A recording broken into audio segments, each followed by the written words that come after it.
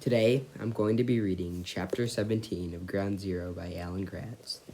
This chapter is titled Scars. Brennan's hands and feet moved like they were on autopilot as he and Richard made their way down the stairs.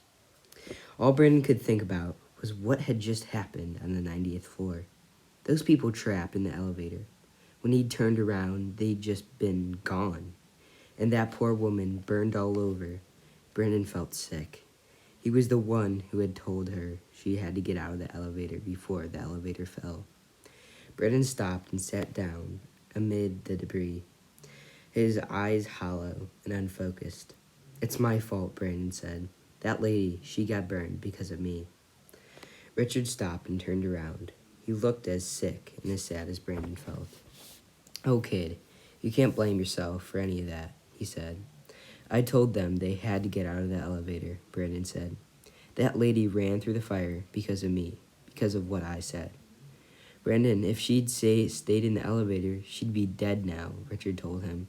"What you said saved her life." "Saved her life," Brandon said. "She's going to be burned, scarred for the rest of her life, and all because of me. I didn't save her, I ruined it." "At least she has a life to ruin," said Richard. "Stay in the elevator and die, or run through a flaming jet fuel and be horribly burned for the rest of your life," Brandon thought. What kind of choice was that? What would he have done if he'd been trapped inside that elevator? He didn't know. Tears sprang to Brandon's eyes, and he cried for the burned woman, for the people in the elevator, and for himself. Richard sat down beside him. "It's going to be all right, kid," Richard told him. "How old are you?" Brandon didn't want to answer. He didn't want to talk, but he choked out a response. 9, he said. Richard nodded. "Same age as me when my dad died in Vietnam. I wasn't there to see it. Not like you were just now with that lady and those people in the elevator, but it wrecked me. I wish I could tell you there's something you can do to make it better, to make it not hurt, but there isn't. You just get over it eventually, because you have to. It scars over like a bad cut. It still aches every now and then.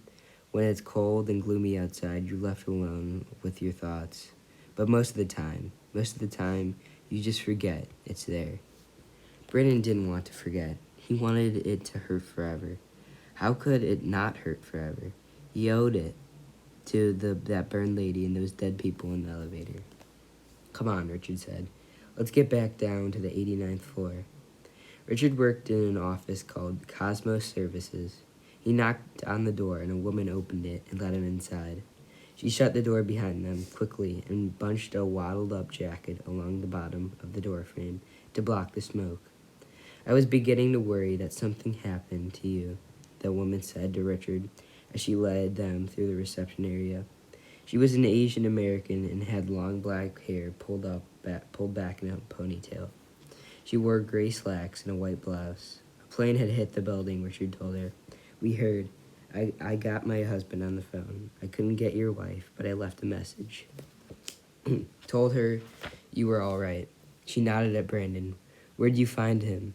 "He kind of fell into my lap," Richard told her. "Brandon, this is my administrative assistant, Easter." "Nice to meet you," Easter told her.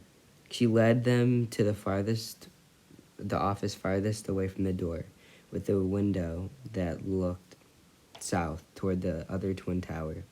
The air was mercifully clear here, and Brandon took a deep, grateful breath and looked around. Sports jerseys hung in glass frames on the walls, and a framed photo of Richard with a pretty woman and 2 little kids sat on the desk. This was Richard's office, Brandon realized.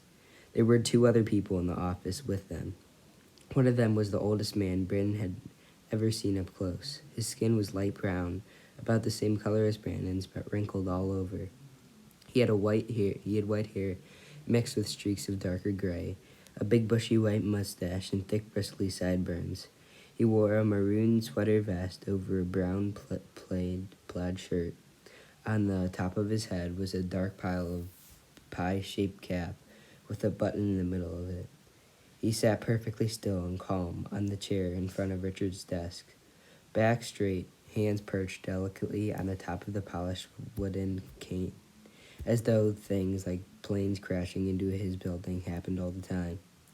His name said Richard, was Mr. Corey. He's Lebanese, Richard explained. I've heard him speak Italian, Arabic, French, Spanish, but I don't think his English is very good. He works at the shipping company next door. And this is Anson.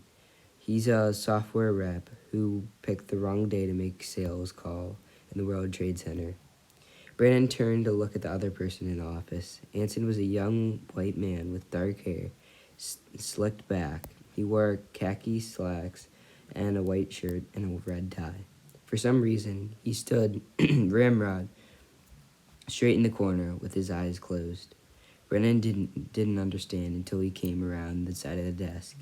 In one hand, Anson held a long white cane, about chest high, and in the other he grabbed the harness for his dog, a light brown Labrador retriever, his guide dog. Anson was blind, Brandon reeled. If any of them should be panicking, it should be Anson. But besides old Mr. Corey, Anson was the calmest one there. Can I pet your dog? Brandon said, suddenly forgetting all the heavy things that had been weighing on him. What a good dog. Usually not when she's working, Anson said, but it's okay right now. Her name's Depini. Brandon knelt and rubbed the big dog's head and scratched behind her ears. He'd always wanted a dog, but his dad kept saying no. They were gone from the house too much during the day to take care of one, Dad said. Brendan knew he was right, but he still wanted a dog of his own. At the desk, Ether turned on a radio. It was Anson who had had the idea to look for a radio, see if he can get any news, Ether said. We just dug up one when you came back. Ether found a station with 2 morning radio shows talking and laughing. So get this, one of the radio DJs said. Reports are coming in that someone flew a plane into the World Trade Center. The other DJ laughed. I mean, I get it. Planes crash. But how bad a pilot do you have to be to run right into the skyscraper? I mean, what is it when they say golf? Trees are 90% air. You know what I'm saying. You've got to try to hit one of the towers. The guy flying the plane must have been drunk, the other man said. He laughed. Hey, stewardess, cut that guy off. He's got a plane to fly. Turn the channel, Richard said, frowning. Brandon knew exactly how he felt. How could anyone be joking about something like this? If they seen what he'd just seen. Do they give DUIs to pilots? The DJ kept joking. Hey, buddy, pull it over. Yeah, I'm talking to you. Land that plane before I... Ether twisted the knob on the radio. She found a news station where a woman was talking about the plane crash, and Brandon paid attention, hoping to learn something about what happened. We're still unclear at this point how this horrible accident could have happened. The New York Fire and Police Departments are both responding, and we're awaiting reports from the ground. In the meantime, we have someone on the calling line, in by a phone from one of the floors above the accident. Mr. Collins, are you there? I understand you're trapped in the offices of Cantor Fitzgerald on the 104th floor of the North Tower. Can you tell us what it's like there? The 104th floor. Brandon immediately perked up, and he and Richard stared a hopeful look. The fire had been the worst on the 93rd floor. If there was someone on the 104th floor, that meant that people above the impact had survived. That meant Brandon's dad was alive. Well, there was a lot of smoke, the man from the 104th said. The elevators are destroyed, and all the stairs down are blocked. We called 911, and they told us to stay where we are, and they'll come get us. We just wanted to let our families know we'll be okay, and the interview went on, but Brandon wasn't listening anymore. He leaped to his feet. Richard, he's calling from the 104th floor. I know. That means your dad is okay. No, Brandon said. I mean, yes, but he's calling from the 104th floor. That means the phones up there are still working. Brandon scrambled from the big black phone on Richard's desk. Why hadn't he thought of it before? He could call his dad in on the windows on the world. That's all for today. Thank you for listening.